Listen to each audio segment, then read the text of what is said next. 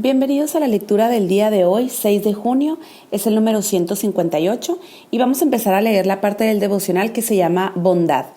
Dice, Steve Sorgen escribió un libro llamado La conspiración de bondad. Empezó una iglesia en Cincinnati, Ohio, que creció rápidamente hasta llegar a una asistencia dominical media de 7,500 personas. Su lema es, las cosas pequeñas hechas con gran amor están cambiando al mundo. Se dedican a hacer actos de bondad aleatorios como pagar el café de un extraño o escribir una nota de agradecimiento al empleado de una tienda. Ellos han descubierto el poder de la bondad para llevar a efecto el cambio positivo, tanto en sus vidas como en las de la gente a su alrededor, al mostrarles el amor de Dios de una manera más práctica. Cuando la bondad es expresada, se desarrollan relaciones saludables, los vínculos comunitarios se alimentan y la gente se siente inspirada a ser bondadosa. Vamos a leer Salmos capítulo 70 del 1 al 5 y dice, Por favor Dios, rescátame, ven pronto Señor y ayúdame. Que los que tratan de matarme sean humillados y pasen vergüenza. Que los que se deleitan en mis dificultades retrocedan con deshonra.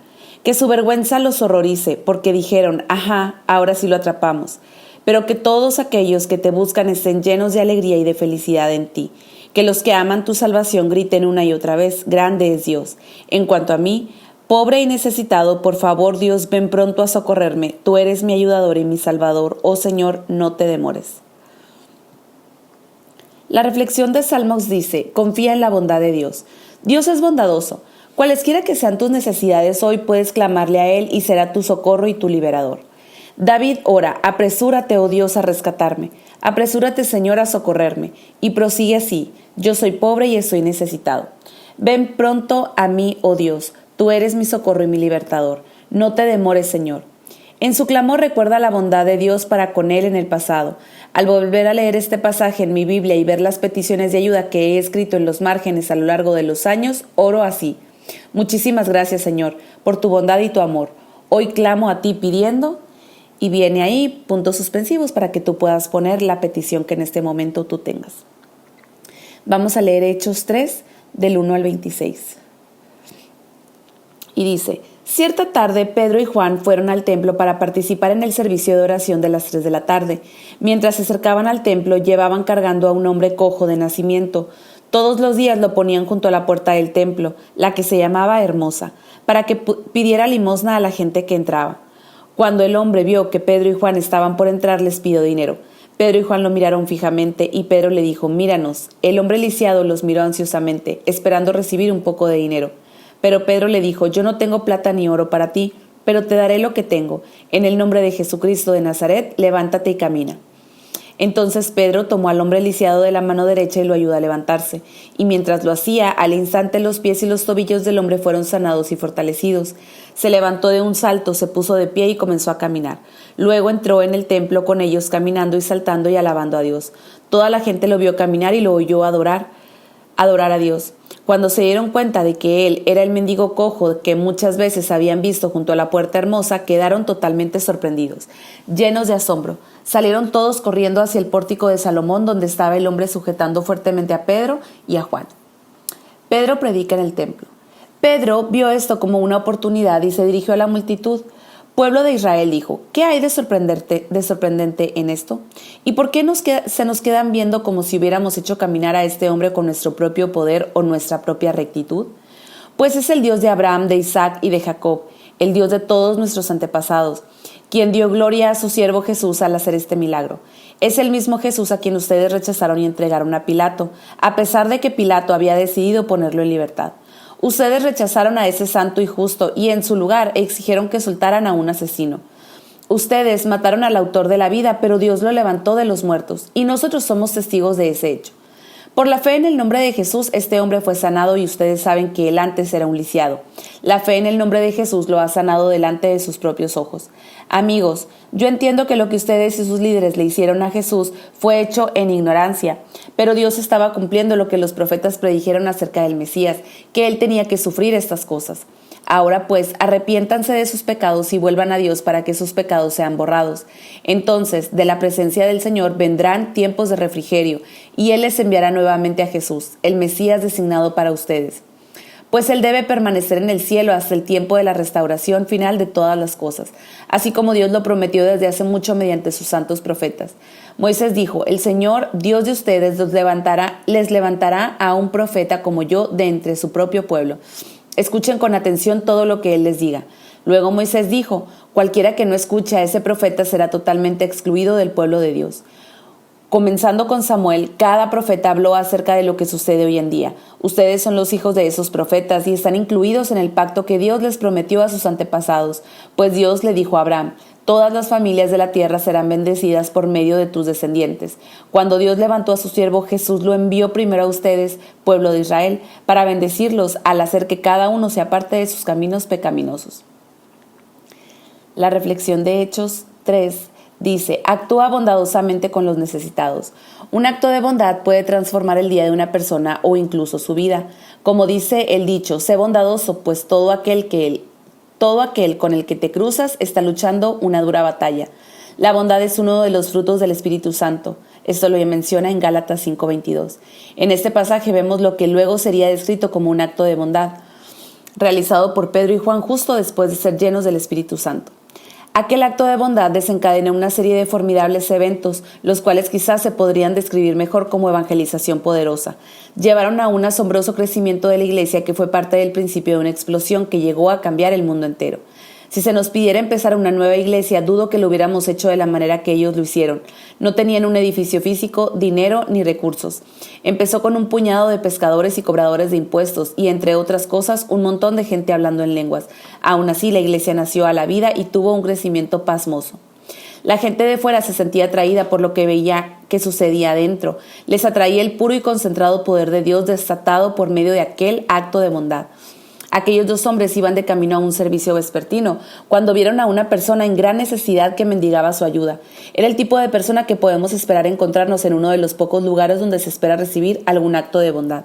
Junto a la puerta llamada Hermosa había un hombre lisiado de nacimiento, al que todos los días lo dejaban allí para que pidiera limosnas a los que entraban en el templo.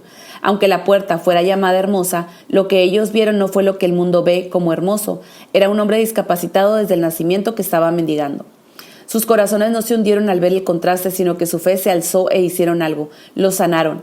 Vieron a alguien necesitado y reconocieron la belleza interior de todo ser humano.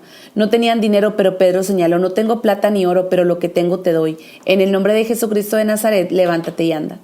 Hay un gran poder en el nombre de Jesús. Para la mentalidad hebrea, el nombre de una persona revela su carácter. No se trata de una fórmula mágica ni de una etiqueta al final de la oración. Aquella era la diferencia entre el ministerio de Jesús y el de sus discípulos. Jesús sanaba por su propia autoridad, mientras que los discípulos lo hicieron en su nombre. De la misma manera, nosotros dependemos de Él. En nuestra debilidad, tú y yo podemos continuar ejerciendo su ministerio en su poder y en su nombre. Aquel hombre no solo fue sanado, de un salto se puso de pie y comenzó a caminar alabando a Dios. Y mucha gente también se convirtió. Aquel único acto de bondad tuvo un efecto asombroso. La gente se llenó de admiración y asombro por lo que le había ocurrido. Cuando el lisiado corrió hacia ellos, la demostración del poder de Dios fue acompañada por la proclamación del Evangelio. Tuvieron la oportunidad de hablar de Jesús, de su muerte y su resurrección, así como la necesidad de tener fe. Nuestra predicación debe estar siempre centrada en Jesús. El segundo sermón de Pedro, como el primero, estaba centrado completamente en Jesús. Empieza diciendo: pueblo de Israel. ¿Por qué les sorprende lo que han pasado? ¿Por qué nos miran como si por nuestro propio poder o virtud hubiéramos hecho caminar a este hombre? Pedro no quiere que la gente se centre en él, sino en Jesús. Todo su discurso trata de Jesús, quien es el siervo, el santo, el justo, autor de la vida y el profeta predicho por Moisés. Prosigue así: por la fe en el nombre de Jesús, Él ha restablecido a este hombre a quien ustedes ven y conocen. Esta fe que viene por medio de Jesús la ha sanado por completo. Pedro da la buena noticia acerca de Jesús. Habla del pecado, la cruz, la resurrección y la necesidad de arrepentimiento y de volverse a Dios. Les asegura que la promesa de Dios es la de perdonar sus pecados y restaurar su relación con Él. Y añade: para que sean borrados sus pecados, arrepiéntanse y vuélvanse a Dios. Los tiempos de renovación llegan cuando pasas tiempo en la presencia de Dios. Cuando estás agotado o desgastado, puedes ser renovado al pasar tiempo con Dios. A veces necesitas aprender a separarte de las ocupaciones de la vida y pasar tiempo con Dios de la manera en que Jesús lo hizo. El Espíritu Santo, en su bondad, quiere darte este tiempo de renovación. La oración dice: Señor, gracias porque hay tanto poder en el nombre de Jesús. Oro para que hoy tenga la oportunidad de mostrar bondad a alguien y ayudarlo en el nombre de Jesús. Vamos a leer 2 de Samuel, el capítulo 9 hasta el capítulo 10, versículo 19. Y empieza diciendo: Cierto día David preguntó: ¿hay alguien de la familia de Saúl que aún siga con vida? ¿Alguien a quien pueda mostrarle bondad por amor a Jonatán? Entonces mandó llamar a Silba, un hombre que había sido uno de los siervos de Saúl. ¿Eres tú, Siba?, le preguntó el rey. Sí, señor, lo soy, contestó Siba. Enseguida el rey le preguntó: ¿hay alguien de la familia de Saúl que todavía viva? De ser así, quisiera mostrarle la bondad de Dios. Siba le contestó: sí, uno de los hijos de Jonatán sigue con vida, está lisiado de ambos pies. ¿Dónde está?, preguntó el rey. En Lodebar, le contestó Siba, en la casa de Maquir, hijo de Amiel. Entonces David mandó buscarlo y lo sacó de la casa de Maquir. Su nombre era Mefiboset. Era hijo de Jonatán y nieto de Saúl. Cuando se presentó ante David, se postró hasta el suelo con profundo respeto. David dijo: saludos, Mefiboset. Mefiboset respondió: yo soy su siervo. No tengas miedo, le dijo David. Mi intención es mostrarte mi bondad por lo que le prometí a tu padre Jonatán. Te daré todas las propiedades que pertenecían a tu abuelo Saúl y comerás aquí conmigo a la mesa del rey. Mefiboset se inclinó respetuosamente y exclamó: ¿quién es su siervo para que le muestre tal bondad a un perro muerto como yo? Entonces el rey llamó a Siba, el siervo de Saúl, y le dijo: le he dado al nieto de tu amo todo lo que pertenecía a Saúl y a su familia. Tú y tus hijos y tus siervos cultivarán la tierra para él, para que produzca alimento para la casa de tu amo. Pero Mefiboset, el nieto de tu amo, comerá aquí, a mi mesa. Siba tenía 15 hijos y 20 siervos. Siba respondió: sí, mi señor, el rey, yo soy su siervo y haré todo lo que me ha ordenado. A partir de ese momento, Mefiboset comió a la mesa de David como si fuera uno de los hijos del rey. Mefiboset tenía un hijo pequeño llamado Mica. A partir de entonces, todos los miembros de la casa de Siba fueron siervos de Mefiboset. Y Mefiboset, quien estaba lisiado de ambos pies, vivía en Jerusalén y comía a la mesa del rey. 2 de Samuel, capítulo 10. Después de un tiempo murió Nahash, rey de los amonitas, y su hijo Hanún subió al trono. David dijo: le mostraré lealtad a Hanún, así como a su padre Nahash. Siempre me fue leal. Entonces David envió embajadores a Hanún para expresarle sus condolencias por la muerte de su padre. Pero cuando los embajadores de David llegaron a la tierra de Amón, los comandantes amonitas le dijeron a Hanún, su amo: ¿realmente cree que estos hombres vienen para honrar a su padre? No, David los ha enviado a espiar la ciudad para luego venir y conquistarla. Entonces Hanún tomó presos a los embajadores de David, les afeitó la mitad de la barba y les cortó los mantos a la altura de las nalgas y los envió avergonzados de regreso a David.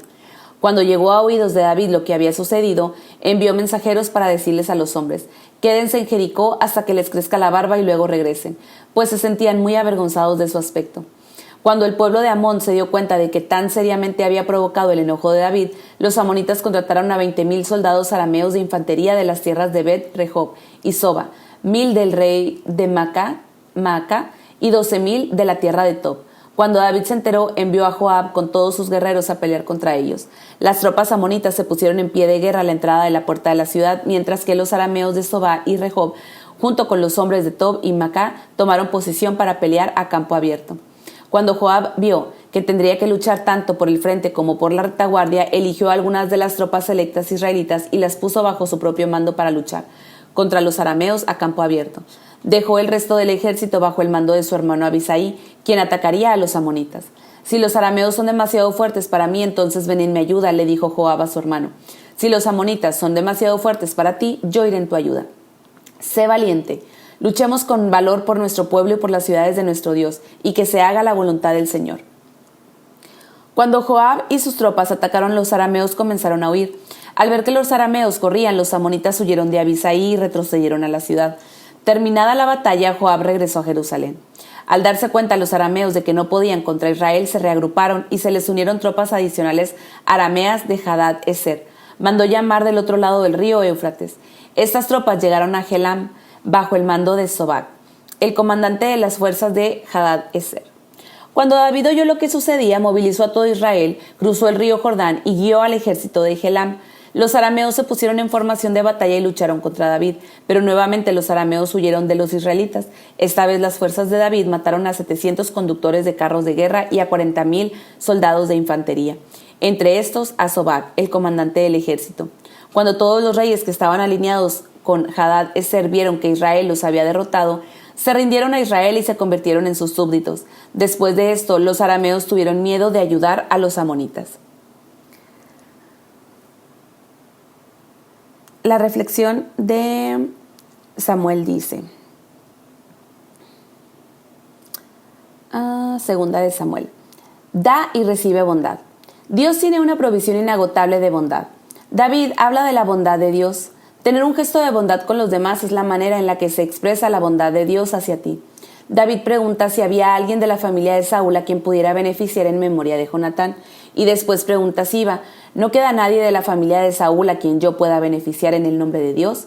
Mefiboset tenía solamente 5 años cuando murió su padre, y ahora tenía un joven hijo. David había reinado en Jerusalén durante al menos 7 años, y probablemente Mefiboset tenía unos 20 años. La bondad que David muestra con Mefiboset es como la de Dios con nosotros. Nunca falla, no ha sido buscada y es ilimitada. Como en nuestro pasaje del Nuevo Testamento se muestra una bondad especial hacia alguien que está discapacitado, David dice a Mefiboset, no temas, pues he decidido beneficiarte. Voy a devolverte todas las tierras y de ahora en adelante te sentarás a mi mesa. Después, David busca más oportunidades para mostrar bondad. Pensó que debía tratar a Hanún, el hijo de Nash, con la misma bondad con que su padre lo había tratado a él. Tristemente, como sucede a veces, aquella bondad fue malinterpretada. Pero esto no debe desalentarnos. Es natural y es correcto querer mostrar bondad hacia los hijos de los padres que han sido especialmente buenos con nosotros. Mefiboset preguntó, ¿y quién es este siervo suyo para que su majestad se fije en él? Si no valgo más que un perro muerto. Tenía una pobre imagen de sí mismo y al igual que muchos de nosotros estaba enfocado en sus imperfecciones, pero Dios nos bendice a pesar de nuestras imperfecciones.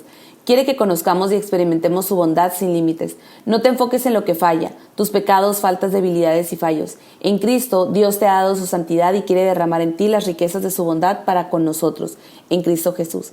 La oración dice así, Señor, te doy gracias por la riqueza de tus bondades conmigo. Ayúdame a estar siempre buscando oportunidades de mostrar bondad a aquellos que están necesitados. Pipa añade sobre 2 de Samuel 10, versículo 1. Aquí los amonitas tuvieron sospechas y ofendieron a los hombres de David que trajeron mensajes de solidaridad. Habían vivido felizmente juntos hasta aquel momento, pero como resultado de sus acciones se libró una guerra y se perdieron vidas. Por supuesto es importante ser sabio y tener discernimiento, pero nunca debemos ser cínicos. Es importante creer lo mejor acerca de las motivaciones de las personas. Muy bien, con eso terminamos la lectura del día de hoy, 6 de junio. Espero que te haya gustado y si es así, que la puedas compartir con alguien que creas que le pueda ser de bendición. Gracias.